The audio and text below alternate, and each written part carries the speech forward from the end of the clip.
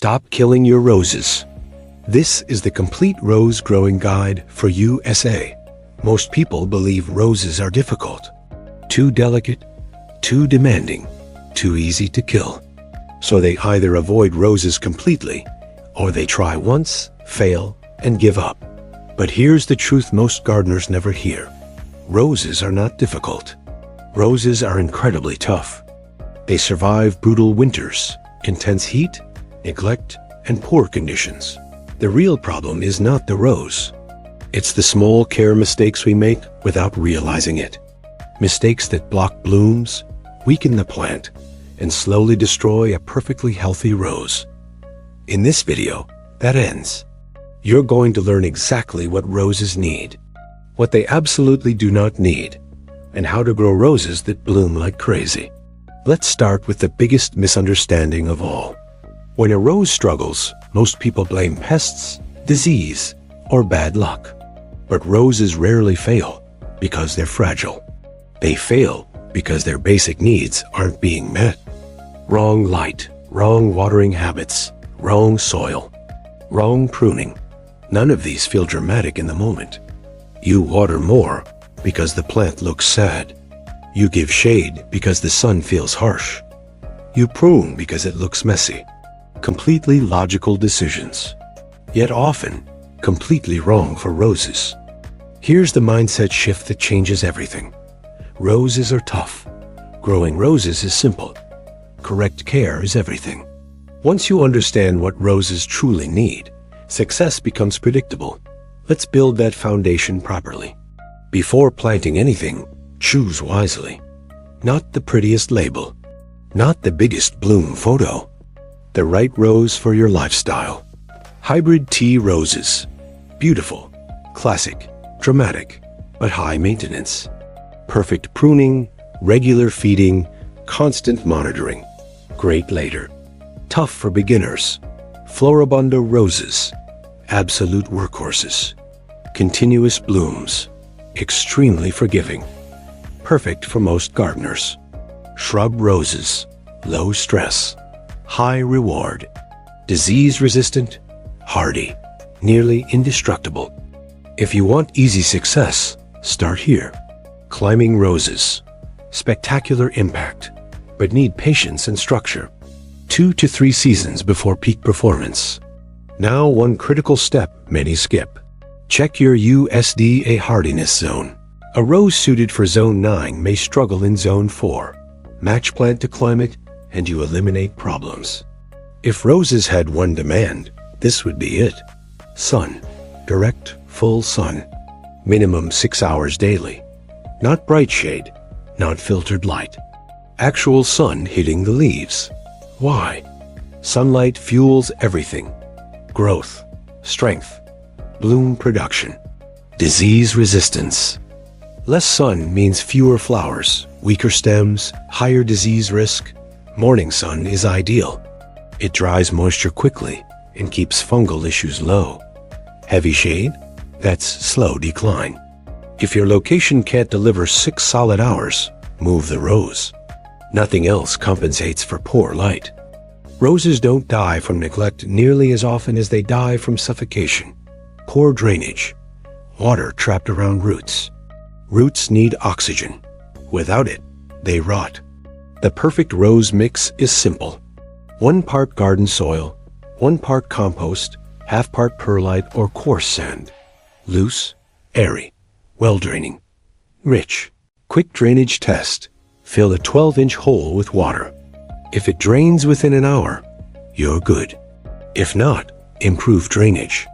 Then pH, target 6.0 to 6.5. Outside that range, nutrients become inaccessible. Even great fertilizer won't help. Dig wide, not deep. Roots spread outward. Position bud union correctly. Warm climates, slightly above soil. Cold climates, slightly below soil. Loosen roots, prevent circling patterns. Backfill gently. Water deeply. Mulch immediately. Then patience.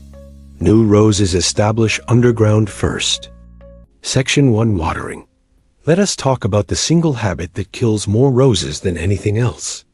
It is not pests or bad soil, it is overwatering. This mistake usually happens because people care too much about their plants. Daily watering may feel right, but it slowly suffocates the roots. Roses do not need frequent watering, they need deep watering. Confusing these two is what damages most plants. Deep watering means soaking the soil slowly until moisture reaches the root zone. Then you stop and wait for the top layer to dry. This cycle trains roots to grow deeper and stronger. Shallow watering creates weak, unstable plants. Daily light watering only weights the surface. The roots remain dry and unhealthy. Watering on a fixed schedule without checking the soil is risky. Weather changes, so watering must change too. Wetting the foliage invites fungal diseases. Always water the soil, not the leaves. Evening watering keeps plants wet for too long. Morning watering is always safer. Push your finger 2 inches into the soil before watering. Dry means water. Moist means wait. Section 2. Feeding. Healthy blooms are almost always the result of proper feeding. Roses without nutrients stop flowering first. Roses are heavy feeders and require regular nutrition. Blooms are a luxury only well-fed plants can afford. Compost improves soil, nutrition, and moisture balance. It supports long-term plant health. Balanced fertilizers provide equal nutrients for steady growth. They are a reliable choice for beginners. Rose-specific fertilizers are designed for maximum bloom production. They help push stronger flowering cycles. Feed roses regularly during the growing season. Stop feeding before extreme cold arrives. Never fertilize dry soil, as it can damage roots. More fertilizer does not mean better results. Section 3. Pruning. Pruning may look harsh, but it stimulates better blooming. Less clutter means more flowers. The less unnecessary growth you leave behind, the better the plant performs. Roses reward smart pruning. Remove dead, weak, and crossing canes first. Keep the center open for airflow and light. Deadheading redirects energy into new blooms. It keeps flowering cycles active. Major pruning should be done in late winter or early spring. Timing plays a critical role in recovery. Always cut at a slight angle above a healthy node. Clean cuts heal faster. Never remove more than 1/3 of the plant at once. Overpruning stresses the rose. Section 4. Disease and pests. Most rose problems are predictable and preventable. Early action makes a huge difference. Aphids can often be removed with a strong water spray. Neem oil is also effective. Remove infected leaves immediately. Treat early before it spreads. Poor airflow encourages fungal issues. Proper spacing reduces risk. Hand removal is surprisingly effective for larger pests. Consistency is key. Neem oil works against many common rose problems. It is a reliable preventive solution. Section 5. Bloom boosting. Healthy roses naturally want to bloom. Remove the obstacles and they respond dramatically. Deadhead regularly, feed consistently, and ensure proper sunlight. Small habits create massive results. Roses are not difficult plants. They are simply misunderstood. Everything you need for success is now clear. Apply these principles consistently. Like the video, subscribe, and share your biggest rose problem below. Let us solve it together.